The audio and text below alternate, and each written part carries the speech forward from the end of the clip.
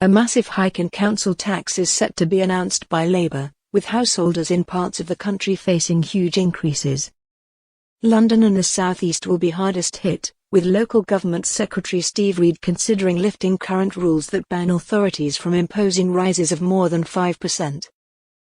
Even with the current restrictions, councils are allowed to increase charges by more than the rate of inflation, and average Band D council tax in England rose this year by £109 to £2,280. But authorities are currently unable to introduce higher increases without holding a referendum of local residents, which they are almost certain to lose.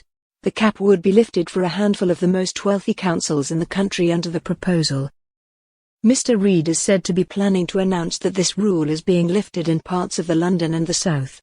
The councils affected are those which are considered to have the lowest financial needs, often because they have a relatively wealthy population. Their funding from the Treasury is expected to be cut, with cash sent to authorities in the North and Midlands instead. Southern councils will be told that they can replace the lost money by increasing council tax paid by local people instead.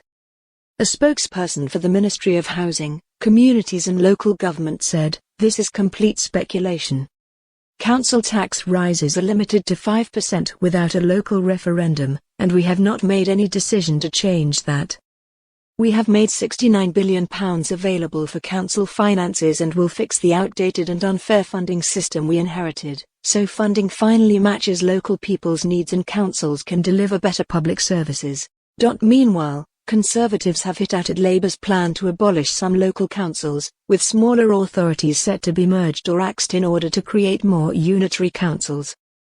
A consultation has been launched about possible changes in Sussex, Suffolk, Norfolk, Essex, and Hampshire. Sir James Cleverly MP, Shadow Local Government Secretary, said, "Labour say they are committed to empowering communities, yet they are forcing many of those communities into top-down reorganisation directed from offices in Whitehall.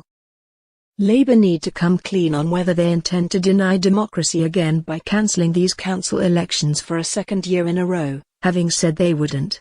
As council tax soars on Labour's watch, residents are getting less say in how their tax money gets spent. Only the Conservatives can be trusted to ensure residents get a fair deal."